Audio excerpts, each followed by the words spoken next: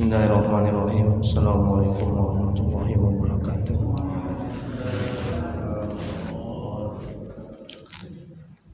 Alhamdulillahirabbil alamin wa bihi nasta'in ala umuri dunya wa din. Asyhadu an la ilaha illallah wahdahu la syarika lahu wa asyhadu anna Muhammadan abduhu wa rasuluh. Allahumma shalli wa sallim wa barik ala sayyidina Muhammad abdika wa rasulika nabiyil ummi wa ala alihi washabihi ajma'in.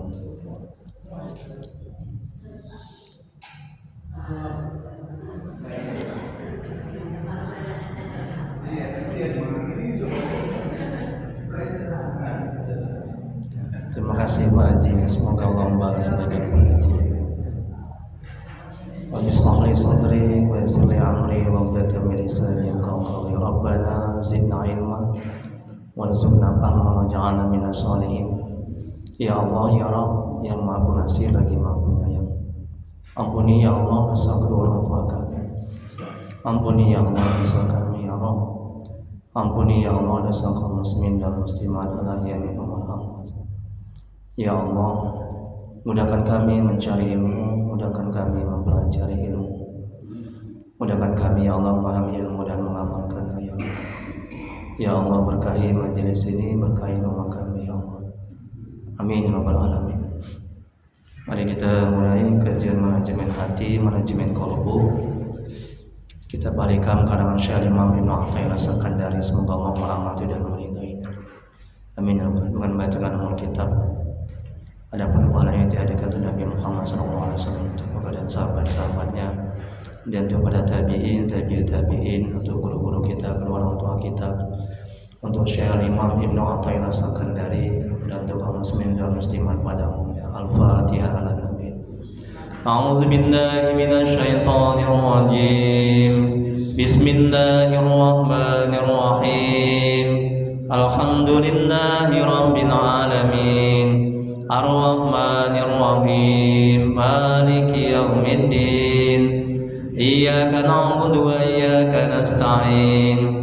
Ihdinas siratal mustaqim, siratal ladzina an'amta 'alaihim ghairil maghdubi 'alaihim waladdallin. Amin. Ilaihi anta maqsudi wa ridhaka matlubi. Ya Allah, Engkau yang kami tuju, ridho-Mu yang kami cari. Amin ya rabbal alamin. Bapak Ibu jemaah pengajian rahmati oleh Allah Subhanahu wa taala. Amin ya rabbal alamin. Kita lanjuti kajian manajemen kolbu, manajemen hati. Kita balikan hikmah yang ke-43 ya. Nanti yang hikmah yang ke-41, 42 nanti bisa diambil setelah pengajian ya. Ini ada yang kemarin, yang lalu ya, yang belum mendapatkan materinya. Baik, Syekh Imam Ibnu Athaillah Sakandari, semoga Allah merahmati dan meridhoinya. Amin ya rabbal alamin. Beliau mengatakan dalam kitab Al-Hikam, kalam hikmahnya, bagaimana dia mengadukan sesuatu kepada selain Allah, padahal dialah Allah lah yang membuatnya. Masya Allah, tabarakallah. Bagus sekali hikmahnya ini ya. Kita lihat penjelasannya. Suka mengadukan kesulitan-kesulitan hidup kepada sesama manusia. Bisa sama artinya dengan tidak rela dengan apa yang sedang dikehendaki Allah pada diri seorang hamba. Nah, jadi Al-Imam mengajarkan, menasihati, mengatakan, menjelaskan bahwa kalau kita suka mengadu ya kesulitan-kesulitan kita ya kepada makhluk, itu pertanda kita nggak ridho, nggak rela atas ketentuan Allah. Jadi ngadulah kepada Allah, mintalah kepada Allah, berhajatlah kepada Allah, sukalah mengadu kepada Allah, jangan kepada makhluk. Ya Bu ya. Ibu, gimana rasanya kalau orang yang sering mengadu sama ibu? Aku ginilah, aku ginilah, aku ginilah. Ibu enek enggak? Muak enggak? Benci enggak? Tapi kalau Allah, semakin banyak kita mengadu, semakin suka dia, betul? Semakin banyak kita meminta, semakin senang dia. Jadi Al-Imam mengajarkan jangan suka mengadu kepada makhluk, Jangan suka mengeluh kepada makhluk. Jangan suka meminta kepada makhluk. Bukan berarti nggak boleh kita minta kepada makhluk, ya. Tapi yang duluan kita minta Allah baru makhluk. Nah, begitu. Kita kan nggak sekarang kan, makhluk dulu baru Allah. Nah, kalau kita ke dokter, kalau kita sakit, saya pernah tinggal di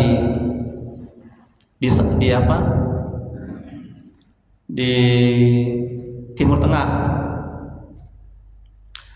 Itu ya tidak hanya kebanyakan orang-orang Timur Tengah itu kalau sakit mereka nggak langsung ke dokter.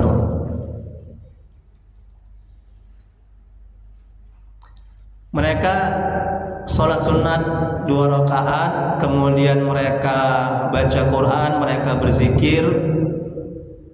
Kalau nggak sembuh baru ke dokter. Nah, kebanyakan mereka sembuh dan sehat, jadi nggak jadi ke dokter. Jadi mereka tidak bergantung berhajat kepada dokter dan obat, tapi bergantung berhajat meminta kepada Allah. Nah, kita kan nggak lain. Kita langsung minta kepada dokter, kepada obat, langsung ke rumah sakit. Jadi hati, akal, pikiran kita bergantung berhajat kepada dokter, kepada obat. Itu nggak baik. Ini kata Syekh Imam Ibnu Athaillah Sakandari. Jadi seolah-olah obat yang menyembuhkan, seolah-olah dokter yang menyembuhkan, yang menyehatkan, bukan Allah, ya kan? Ketergantungan hati kita, ini manajemen hatinya. Ini kata Imam Ibnu Athaillah, ya. Kemudian mengeluh dan meratapi nasib yang diderita, sama artinya dengan merasa tidak puas akan pemberian Allah, ya kan? Kemudian berikutnya Imam Junaid Al-Baghdadi, semoga Allah merahmati dan meridhoinya. Barang siapa yang suka mengadukan kesulitannya kepada sama manusia, maka seolah-olah ia mengadu Tuhannya kepada manusia tersebut. Dan barang siapa merasa sedih dengan kondisi duniawinya, maka dia menjadi orang yang membenci Allah. Jadi kalau kita suka mengadu kepada makhluk, seolah-olah kita bilang, waduh, Tuhan itu nggak sayang, Tuhan itu nggak pemurah, Tuhan itu nggak melihat, nggak menolong, nggak membantu, kan gitu seolah-olah kalau kita sering mengadu kepada makhluk, tidak kepada Allah, ya. Itu kan rusak akidah kita, keimanan kita. Jangan sedikit-sedikit kepada makhluk, kepada suami, kepada istri, kepada anak, ya. Coba mengadu kepada Allah.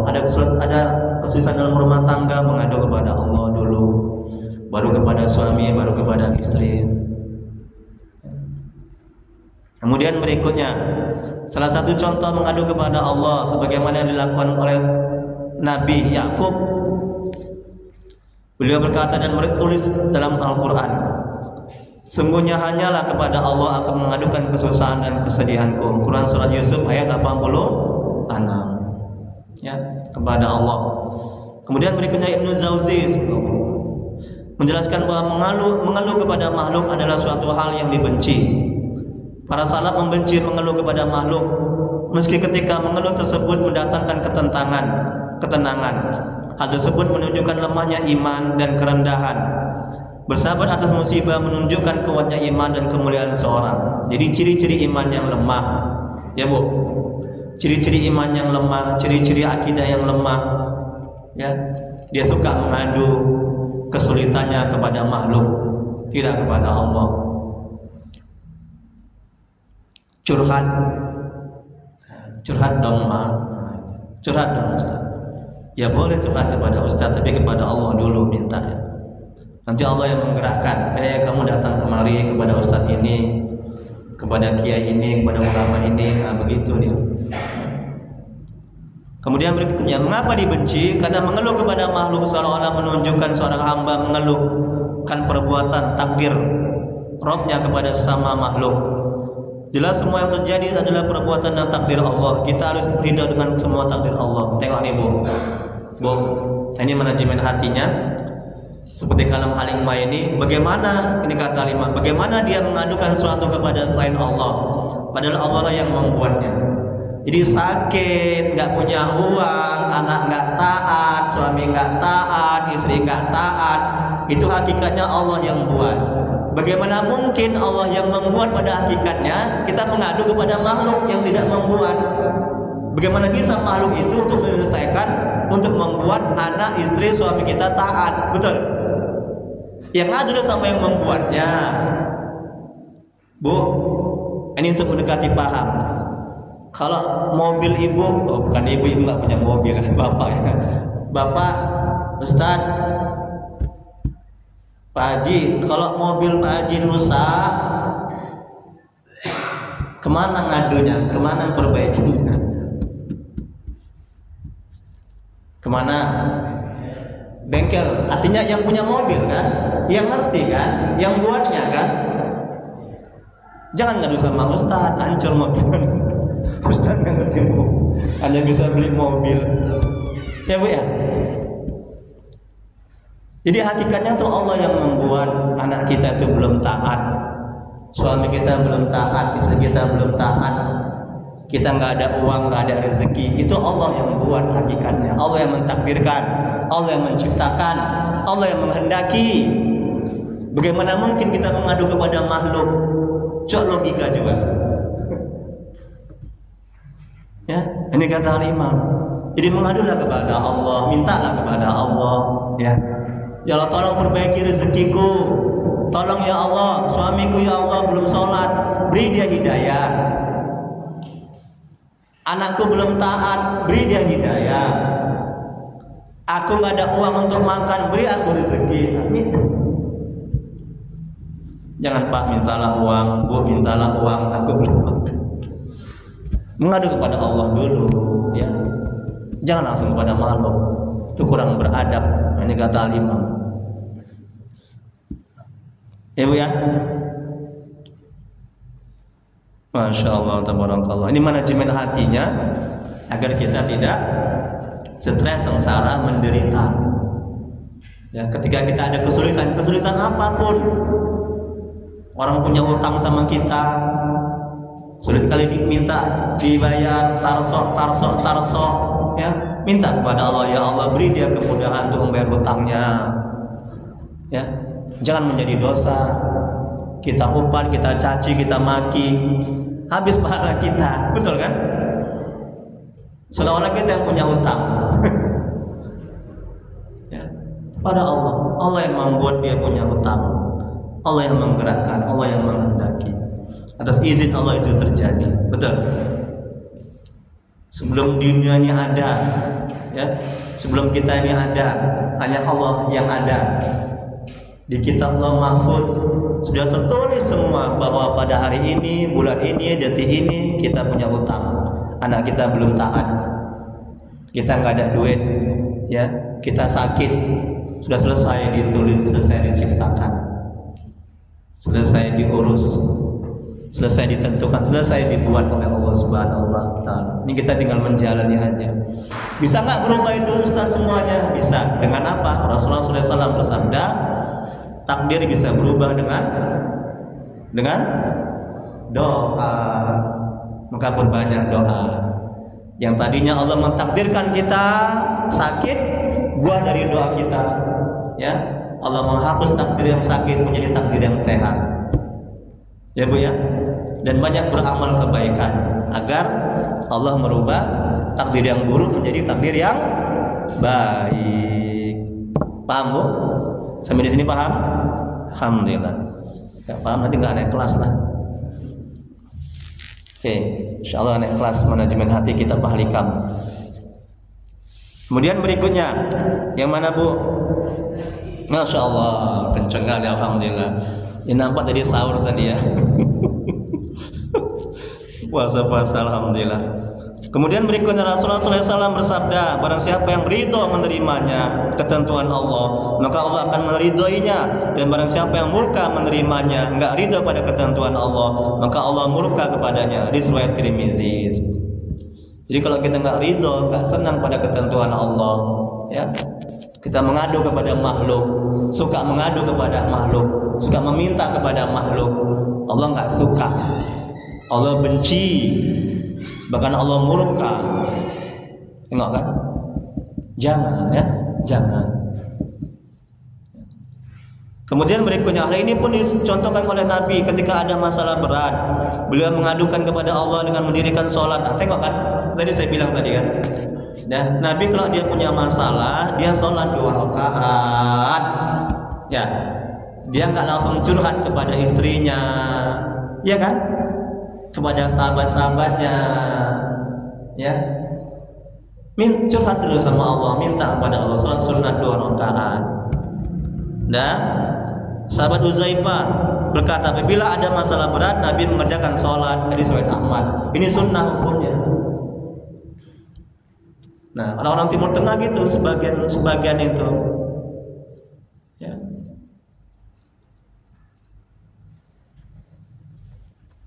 Kuwait, nah baru saya ingat, saya tinggal di Kuwait. Nah, itu. Jadi mereka nggak langsung ke dokter kalau sakit punya masalah. Mereka sholat sunat 2 rakaat, baca Quran, ya zikir. Kalau nggak sembuh juga, mereka minum habatus sauda itu ya. Nah, obat-obatan yang sunnah Nabi itu minum madu. Nah, kalau nggak juga, baru mereka ke dokter. Nah, jadi nggak langsung. Ya, kadang keinginan kita kurang, ya kan? Ya enggak ya. Sembuh nggak kalau aku sholat ya? Sehat nggak ya kalau aku minum ya herbal sunnah Nabi itu. Kemudian berikutnya, orang yang segera kembali kepada Allah ketika ada masalah berat, maka hatinya akan kembali tenang. Tengok kan? Kan Allah kan bilang bahwa zikir Nabi itu ya, bahwa zikir itu membuat hati tenang. Jadi kalau kita sholat, zikir, baca Quran, hati kita tenang, ada masalah, ya kan? Itu setan menjauh, nafsu itu jinak terkekang, dan mereka berdua tidak akan menggiring kita kepada kehancuran. Musuh kita kan 2, setan dan hawa nafsu.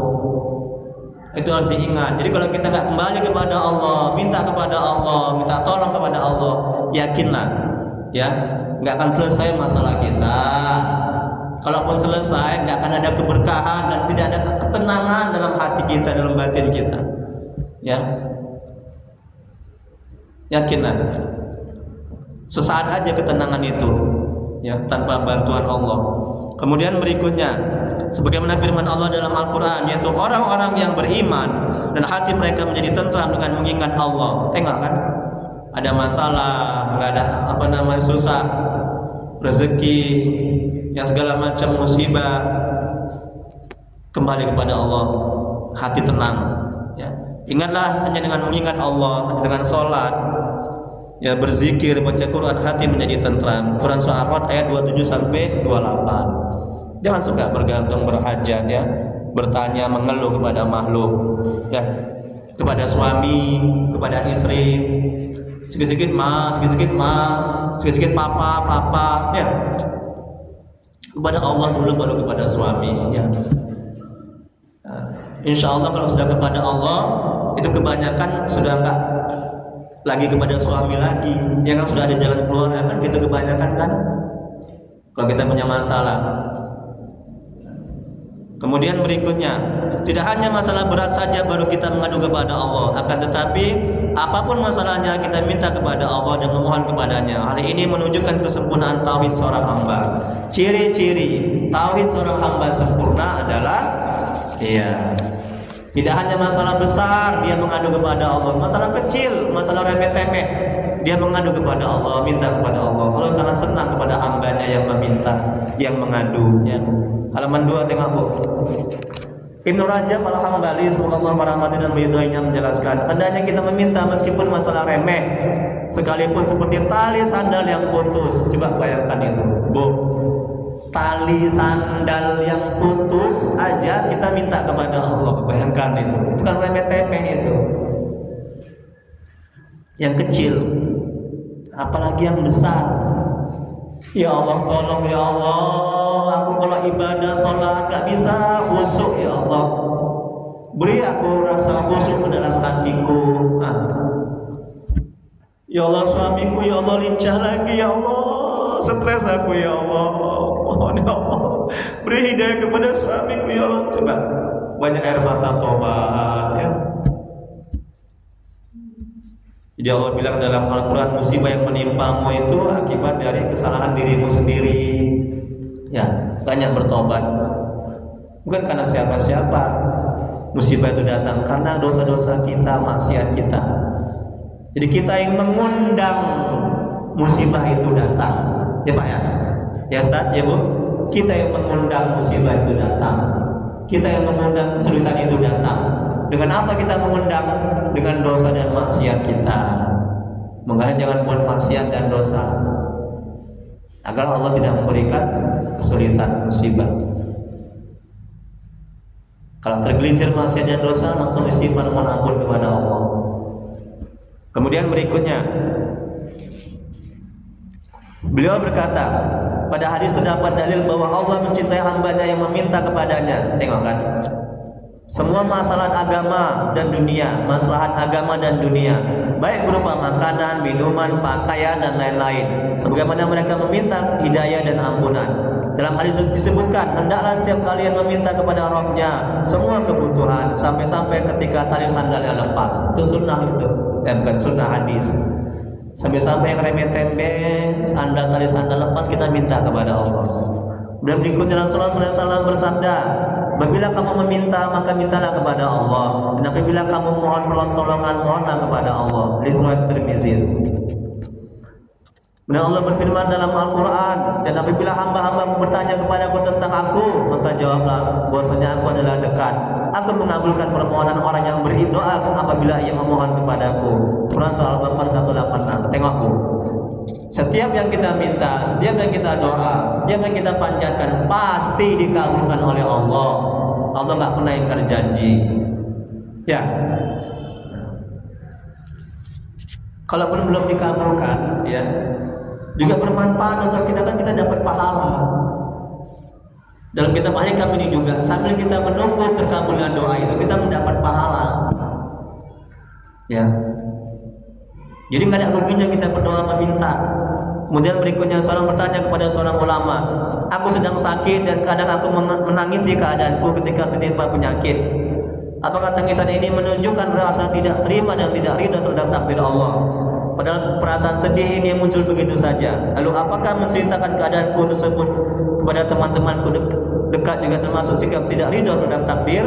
Beliau menjawab, engkau boleh saja menangis, namun cukup dengan linangan air mata saja, jangan bersuara. Sebagaimana sabda Nabi ketika anaknya Ibrahim meninggal, air mata berlinang dan hati bersedih, namun kami tidak mengatakan suatu kecuali yang diridhoi Allah. Dengan kepergianmu ini wahai Ibrahim, kami sangat bersedih. Hadis Sahih Bukhari. Jadi bukan nggak boleh nggak menangis, boleh kalau ada kesulitan, ya. Tapi jangan sampai meraung-raung, cukup hanya melinang air mata. Jadi nangis, sedih bukan berarti nggak ridho, bukan berarti nggak sabar atas ketentuan Allah. Nabi sendiri coba tengok anaknya Ibrahim kan meninggal dunia kan, dia menangis, sedih, ya, manusiawi. Tapi jangan sampai meraung-raung, kemudian sampai merobek-robek baju, haram hukumnya. Kemudian berikutnya, engkau pun boleh mengabarkan teman dan sahabatmu tentang keadaanmu, boleh. Namun dengan memuji Allah, bersyukur kepada Allah, dengan menyebutkan bahwa engkau telah memohon kesembuhan kepada Allah dan telah menjalani upaya untuk sembuh yang mubah. Aku menasihatkanmu agar bersabar dan mengharap pahala dari Allah. Aku akan memberimu kabar gembira, yaitu bahwa Allah berfirman, sungguhnya hanya orang-orang yang bersabar yang cukupkan pahala mereka tanpa batas. Quran Surah Az-Zumar ayat 10. Jadi ini kata 5. Jadi bukan tak boleh kita mengadu, meminta kepada makhluk, silakan. Tapi terlebih dahulu kepada Allah. Ya. Ya. Kita sampaikan kepada makhluk bahwasanya kita sudah berusaha berdoa, bersedekah, terus berzikir, baca Quran. Ya. Pinjamkanlah Pak saya duit, anak saya mau kuliah, ya nggak apa-apa. Jangan langsung kepada makhluk, diawali kepada Allah. Dan ingat, dan juga jangan hati, akal pikiran kita bergantung bersandar kepada makhluk. Ini manajemen hatinya. Dan juga sadarkan dalam hati akal pikiran kita bahwa yang memberikan hajat kita, duit itu kepada kita, hakikatnya adalah Allah. Jadi makhluk itu sebagai wasilah perantara sampainya duit kepada kita. Paham ya? Jadi mata zahir kita jangan hanya melihat makhluk yang memberi. Kalau itu yang kita lakukan, kita nggak akan pernah bisa bersyukur, dan kita akan semakin jauh dari Allah, dan kita nggak akan bisa dekat kepada Allah.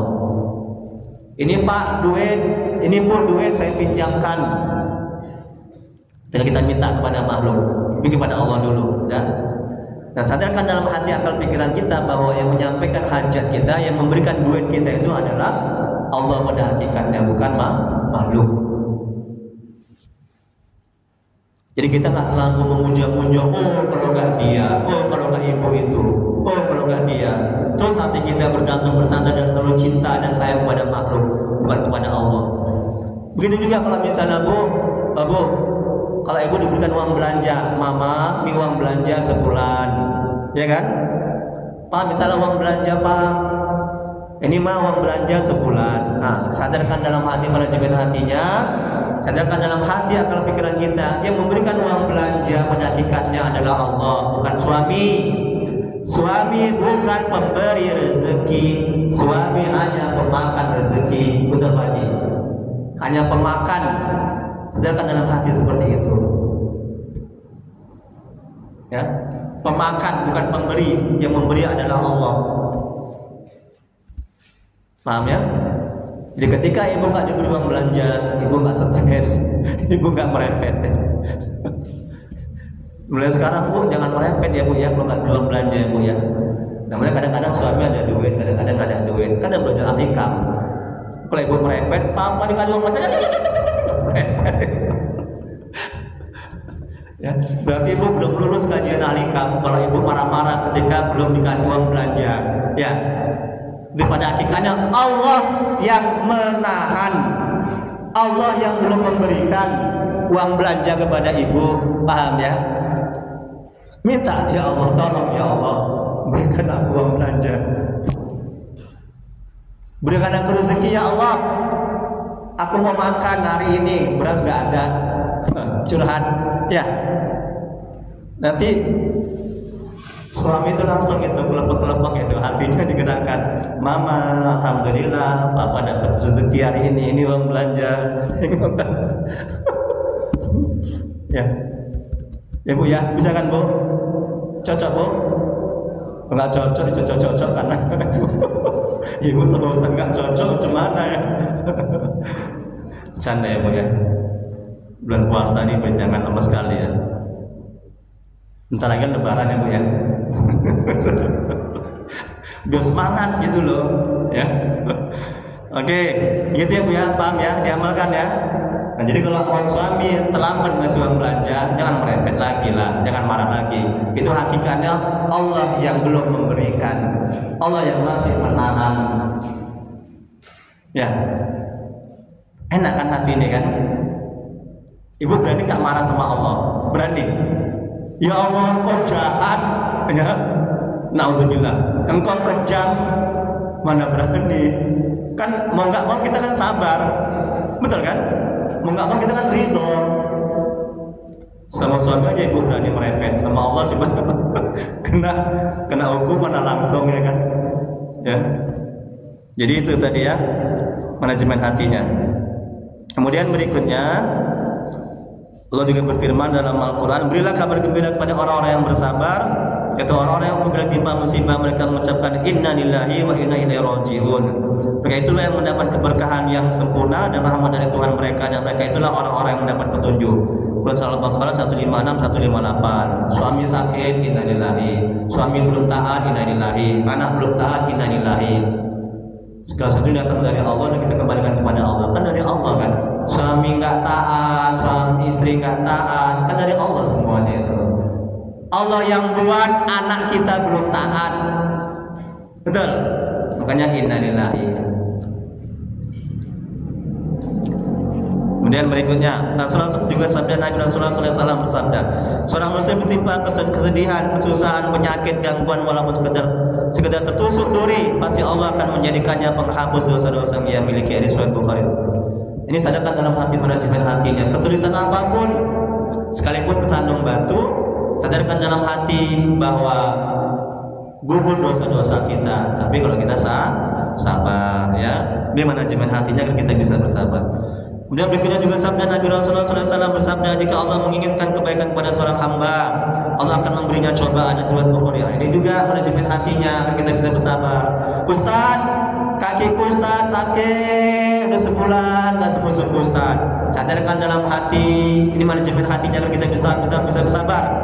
Sadarkan dalam hati sadarkan dalam hati akal pikiran kita, Allah menghendaki kebaikan sama ibu.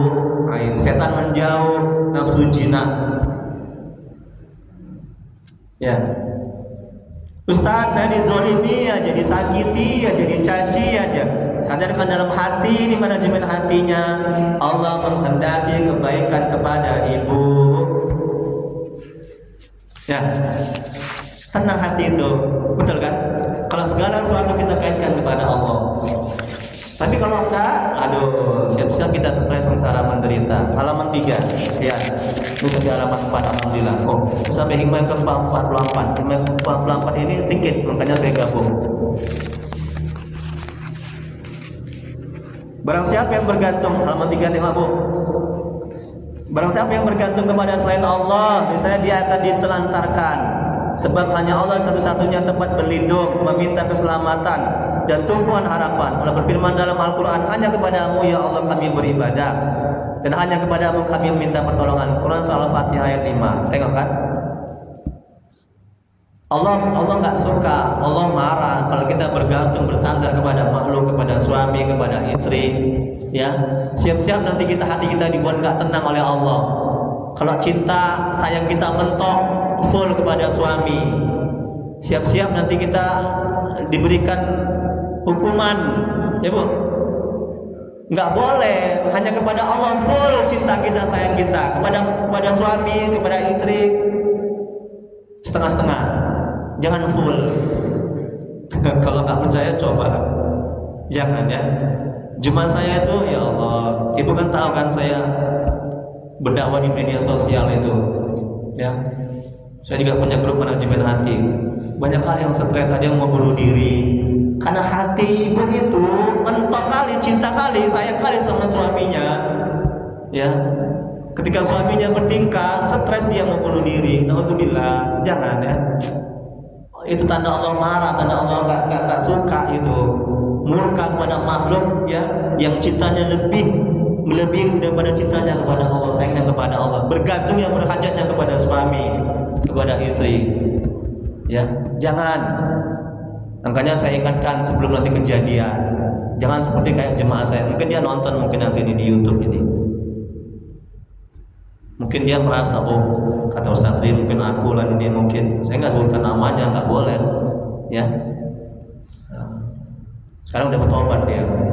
Sekarang dia kembali kepada Allah, dia lebih mencintai Allah, lebih sayang kepada Allah, lebih bergantung berhajat kepada Allah, minta kepada Allah, semuanya kepada Allah. Ya Allah, nikmat ya, nikmat hidup ini. Kemudian berikutnya dalam ayat yang lain Allah berfirman, dan kepada Allah saja hendaknya kalian bertawakal jika kalian benar-benar beriman. Quran Surah Al-Maidah ayat 23. Benar ayat yang lain Allah berfirman dalam Al-Quran, barang siapa yang bertawakal kepada Allah maka dia pasti akan mencukupinya. Quran At-Talaq ayat 3. Ini kan? Kemudian berikutnya Allah berfirman dalam Al-Quran, janganlah kamu menyeru kepada selain Allah suatu yang jelas tidak menjamin manfaat maupun mudarat kepadamu. Bila kamu tetap melakukannya, niscaya kamu termasuk golongan orang yang zalim. Quran Surah Yunus 106.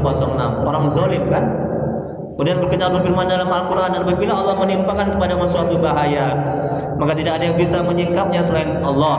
Dan apabila dia menghendaki kebaikan bagimu, maka tidak ada yang bisa menolak ketentuannya dari Allah. Allah timpakan musibah kepada siapa saja yang dia kehendaki, dan dialah yang maha pengampun lagi maha penyayang. Quran Surah Yunus ayat 107. Kemudian berikutnya Al-Imam merasa heran, Al-Imam Ibnu Athaillah merasa heran pada orang yang mengadukan ketetapan ketentuan takdir Allah kepada selain Allah.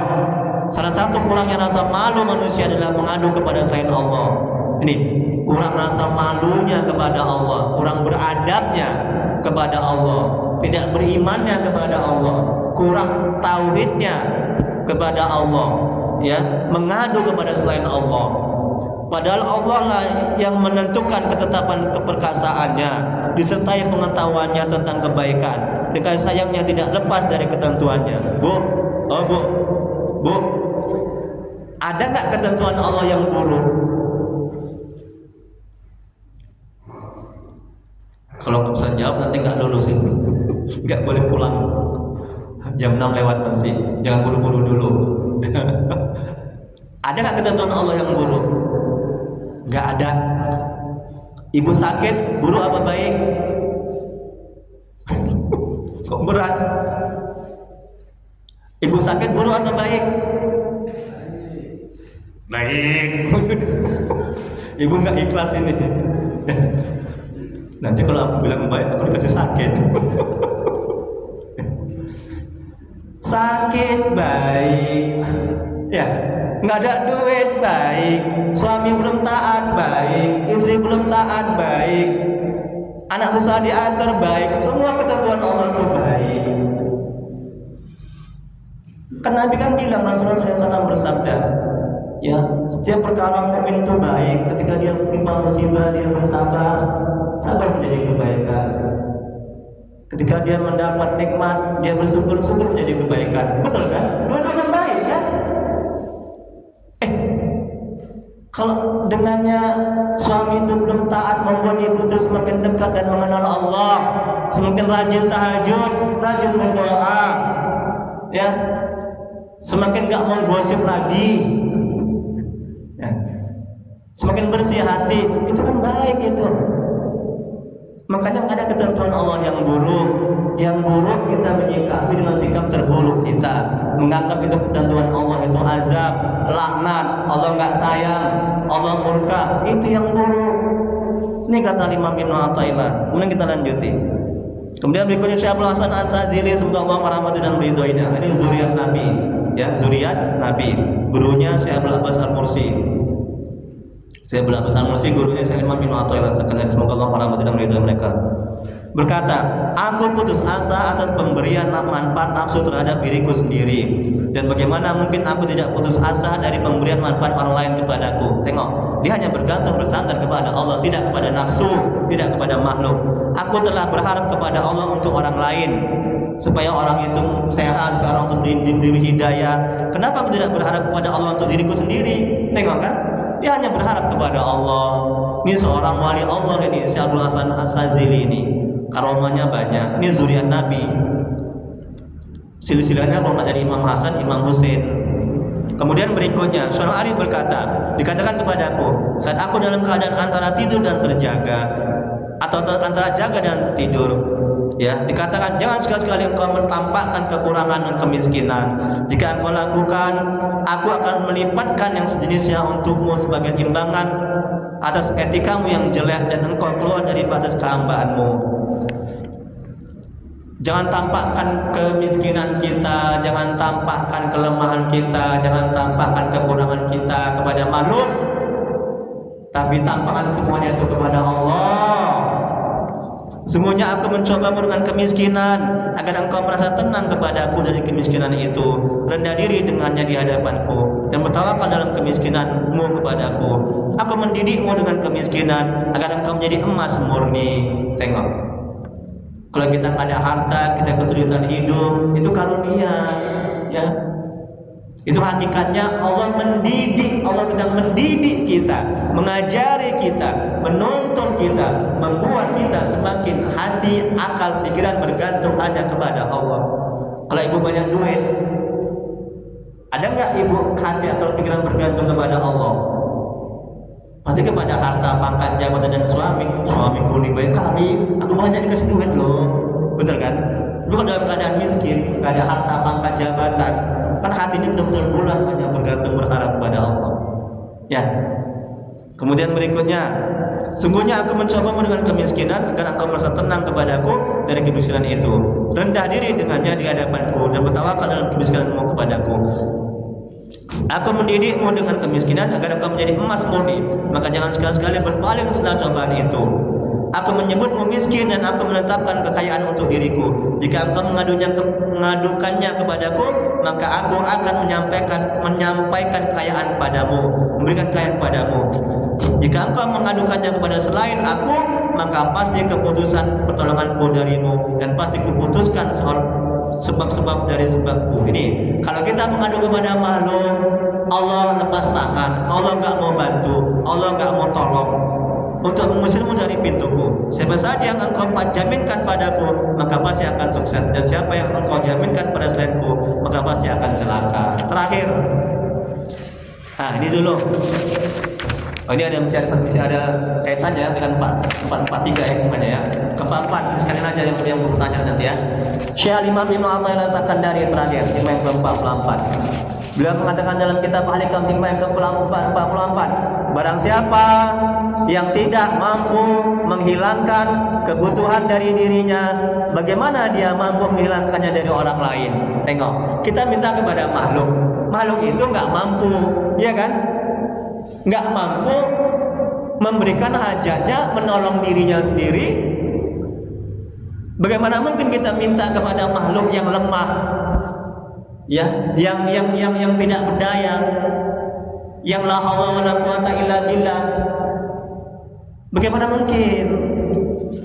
Penjelasannya, siapa yang tidak mampu memperbaiki dirinya? Kita kan bisa baik karena Allah yang memperbaiki, betul. Kita bisa pintar karena Allah yang pintarkan, betul. Kita bisa berdiri karena Allah yang mendirikan, Allah yang menegakkan, Allah yang memberikan kekuatan, betul. Kita bisa hidup karena Allah memberikan nafas, betul. Bagaimana mungkin kita minta makhluk yang nggak bisa mengurus dirinya sendiri? Bagaimana mungkin? Maka mintalah kepada Allah, jangan kepada makhluk. Ya, penjelasannya, siapa yang tidak mampu memperbaiki dirinya, bagaimana mungkin dia bisa memperbaikinya orang lain? Kedua-duanya lemah, betul kan? Kita lemah, yang kita minta juga lemah, dua-dua lemah. Halo, logika mana yang dipakai itu coba? Dua-dua kan lemah, yang meminta dan yang dipinta. Seorang sufi berkata, siapapun yang bergantung kepada selain Allah, maka ia berada dalam tipu daya. Karena tipu daya adalah sesuatu yang tidak langgeng.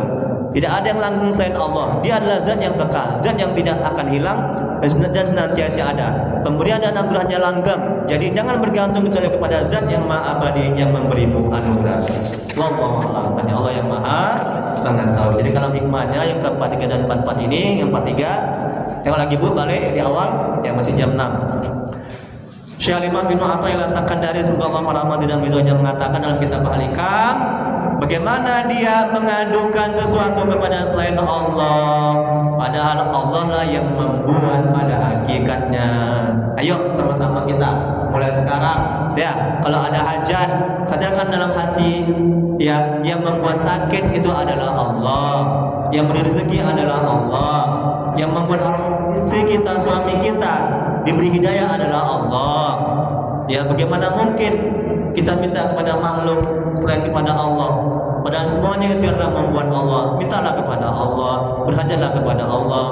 Setelah itu baru kita boleh minta kepada makhluk. Tapi ingat tadi kan, sadarkan dalam hati, akal pikiran kita, yang memberikan hajat kita adalah Allah pada hakikatnya. Ya, kemudian kita berterima kasih. Tanda kita bersyukur kepada Allah, kita berterima kasih kepada orang yang menjadi jalan sampainya nikmat kepada kita. Paham Bu? Allah. Silakan kita boleh diskusikan. Alhamdulillah. Nikmat. Alhamdulillah. Sudah paham semua. Doalah kita. Ini ambil nanti hikmah yang ke 41, 42. Ya Bu ya. Astagfirullahaladzim. Astagfirullahaladzim. Allahumma sholli ala sayyidina. Allahumma sholli ala sayyidina. Allahumma sholli ala sayyidina.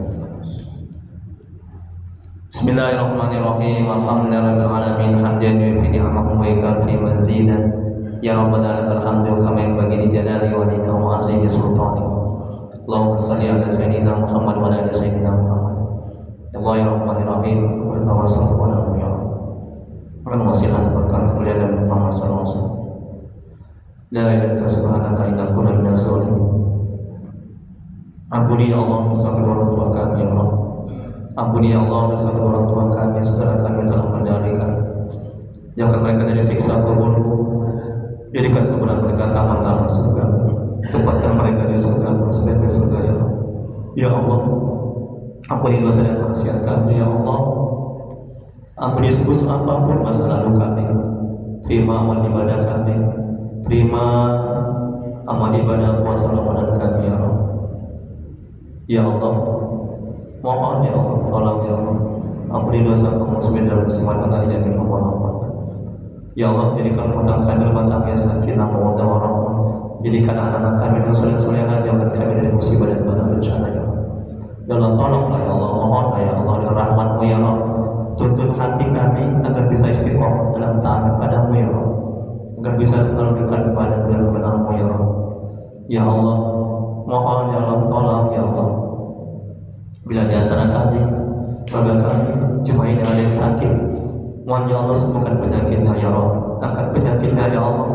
Bila ada yang mendapat kesulitan hidup, mohon ya Allah mudahkan kesulitannya ya Allah. Ya Allah, mudahkan rezeki kami dan berkahi, mudahkan rezeki kami dan berkahi, panjangkan umur kami dan berkahi ya Allah.